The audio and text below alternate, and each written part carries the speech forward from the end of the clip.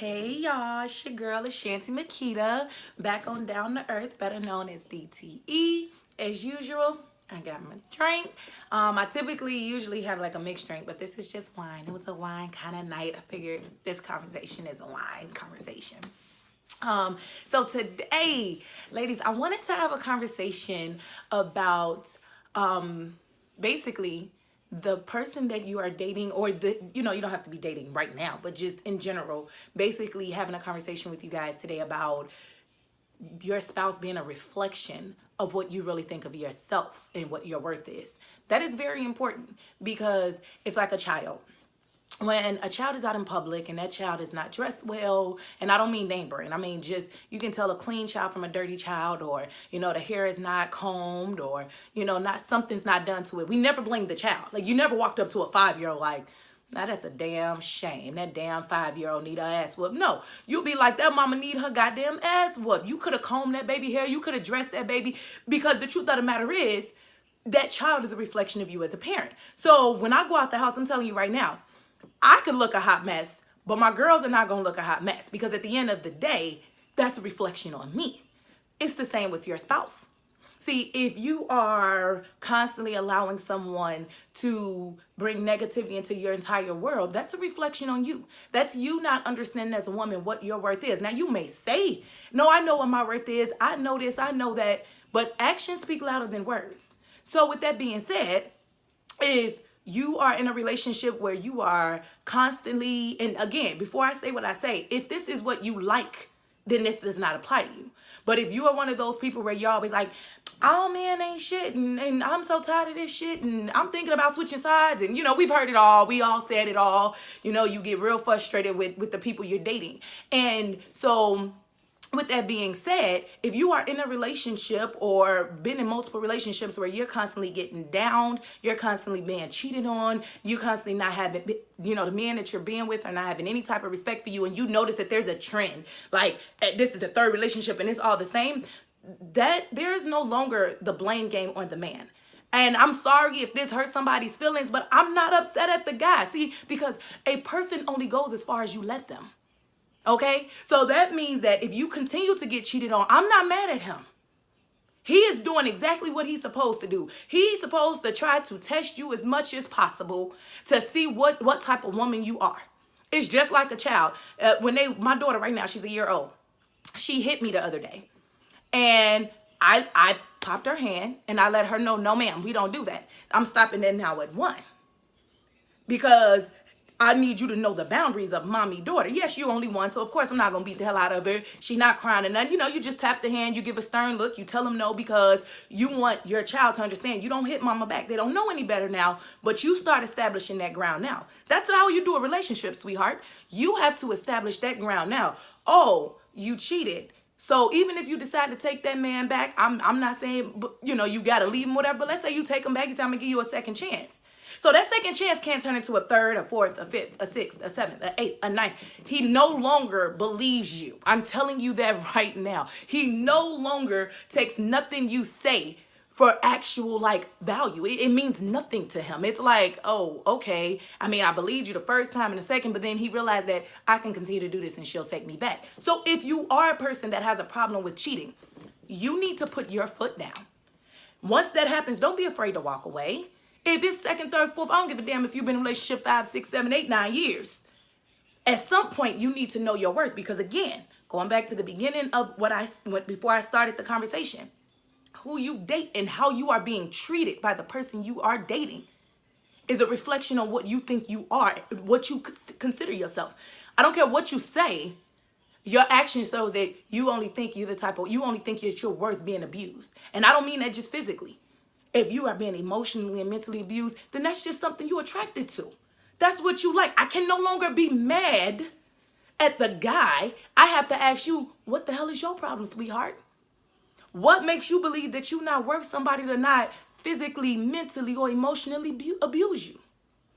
I'm no longer mad at him. This is you. You need to look at you and say, what do I really think of myself? Because apparently you're not thinking highly of yourself at all. And that's where we're trying to get to. This conversation is get you to think highly of yourself. because this is the problem with women in general. I'm going to give you a personal example.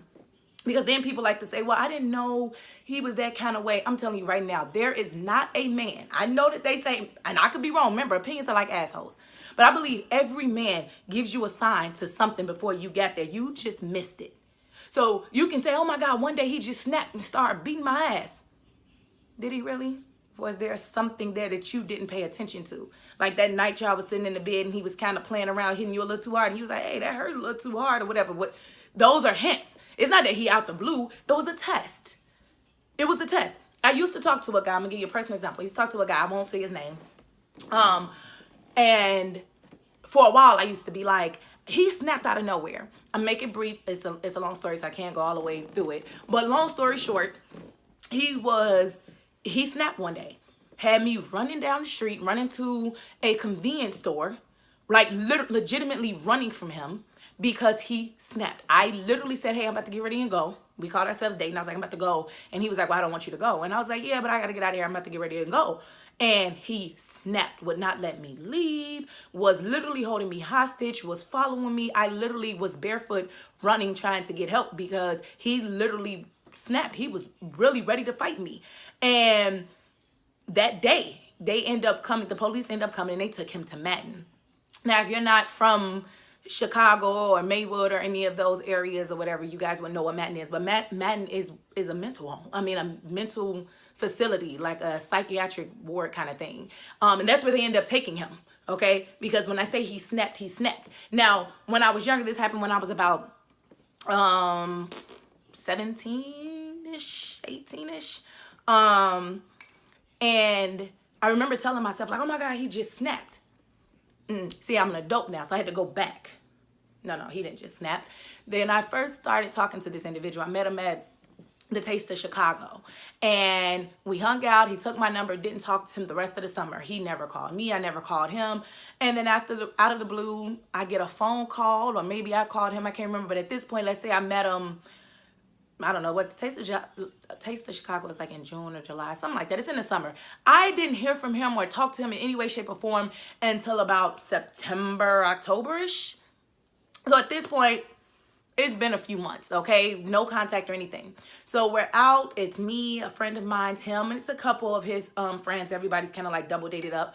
And one of his guys go, oh, you're the girl he was talking about. He wasn't going to talk to nobody else, to take no one's number until you got in touch with him. And I kind of like laughed it off. And then I thought about it like, bro, you didn't even know me. Like, we literally had never talked. So why would you not be trying to talk to somebody for the last few months waiting for me? Hint number one, something's not working there. Like, oh, they was like, he legitimately has not talked to another girl waiting for you. Like, bro, we hung out at the Taste of Chicago, like right then and there. And we didn't have sex. We didn't do anything. We didn't kiss. We had exchanged numbers. Something went off. Now, instead of me taking that as like, I was just like, oh, that's kind of cute, I guess. I mean, whatever. Maybe he thought I was really cute, whatever. I blew it off. Most women do. We blow the shit that seems to be small, but it is not. It is a sign. Move on to the second sign. We are having a conversation one day. I disagree with him on something, and like the look in his eye, he like went off. It was way too much. I can't even remember because it was a while ago. I can't remember the conversation we were having, but I just remember him snapping, and it was like out of nowhere. It was unnecessary. It did not fit the conversation we was having, and again, I let it go. So now fast forward into the situation. Now I'm like, oh, he snapped. Yeah, I mean, yeah, he snapped full-heartedly, but he didn't gave me a few signs to let me know he was cuckoo for Cocoa Puffs. I just decided not to take it. So, again, I'm not going to lie. My parents been together 30 years. I've always wanted to be like my parents. I wanted to have a long-lasting relationship. Even when I was 16, 17 years old and I was in relationships, my mother used to say, stop trying to be a wife. Like, you're not a wife. These are just boyfriends. Have fun, blah, blah, blah, you know. And every relationship I got in, it was like I was way too serious. You know what I mean? Instead of just enjoying and taking my time, I was ready to go, you know, full forward, you know, just go for it.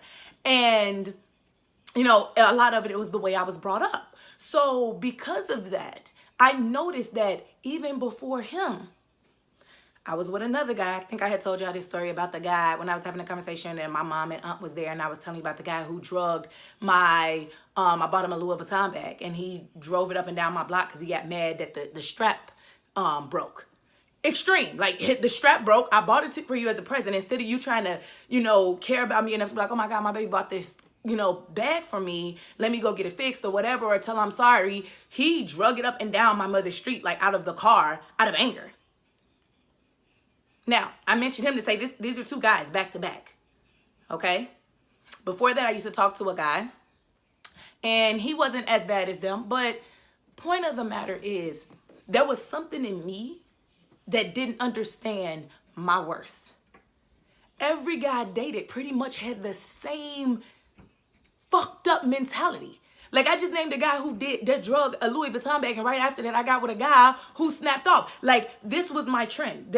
Every time you turn around, I was bringing someone home. Not literally bringing them home, but like, being in a relationship and bringing someone in my world, and they all had major issues. They were either mentally abusive, they were physically abusive, and don't get me wrong, I don't take ass whippings. So, I had one physical... Well, two, like the guy that tried to go off and I was running or whatever. But like after that, we wasn't about to get back together. It was over. Because I'm not getting my ass with that. That's just not who I am. I'm not built like that. I'm sorry. That's just not, I ain't taking no ass whooping. Shit. I done got serious now, goddammit. Look, I ain't taking no ass whoopings. But it was that I actually got into a physical altercation with a guy. And he like muffed my head against the wall out of anger. And my crazy ass, I'm a Scorpio, goddammit. I'm not playing no games. I locked the door. You know what I'm saying? Because his guys is over, so I locked the door. I was like, okay, shit, we about to box it out. I beat the hell out of him. And then I was like, now we're done. Because that's who I am. But the point is, I should have never even been in those. I should have saw the signs before that to say, no, I'm worth more than you talking to me like you lost your damn mind. Ain't no sitting down and trying to have a conversation. No, that's not how you talk to me. I don't talk to you like that. You will not talk to me like that. Ladies, it is nothing wrong with having standards about the way you want to be treated. You can tell yourself, oh, I want to be treated like a queen. But unless you are ready to be a queen and you start treating yourself like a queen, there's no man that's going to treat you like nothing until you know that you deserve that treatment. So you can say it with your words. I said it all the time. My daddy treats me like a queen. My daddy treats me like a princess and blah, blah, blah. But it didn't matter. The man I was dating was not representing what my father had even treated me like. My father has always treated me like a princess. My father's always done that, but that's not the man I was picking. It was something in me. And I can admit that. It was something in me that for whatever reason, I felt like it was okay for men to just basically dog me and dog walk me, and I was always nice, and I was always trying to figure them out, and let me help you, let me mold you. Okay, you got a little problem, but I can be the woman to come in. No, ladies, that is not your fucking responsibility. You are not here to heal no fucking man and his excuse. You can help a man grow. That's not my problem.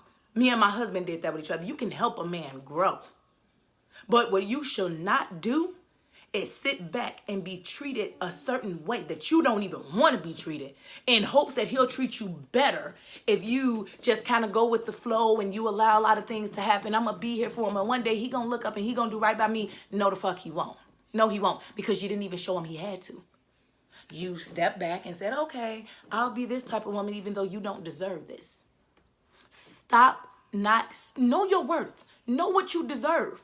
And don't be afraid to cut someone off if you're not getting that. But understand that the relationship that you are in or were in, or you continuously in the same bullshit, and you notice every time I get with somebody, he constantly doing this, he constantly doing this, he cheating on me, he talked to me this kind of way. Then here's the secret, sweetheart. Let's be honest. If all the men you keep dating ain't shit, that's you picking ain't shit men. It's not that men ain't shit. There's a lot of good men out here. There's a lot of good men out here. There are a lot of good men out here. You just keep picking ain't shit men because you see yourself as an ain't shit woman.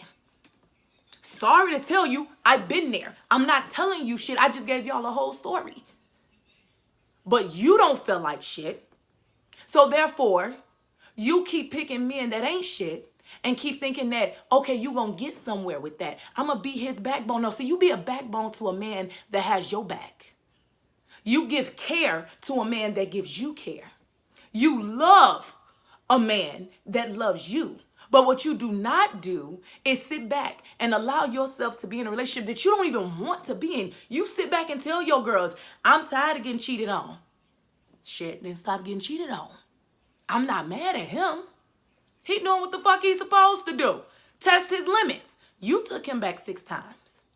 You didn't know when to stop. You didn't have a boundary to say this is what I will and won't accept. And then you want to label he ain't shit or all men ain't shit. No, boo-boo, you ain't shit.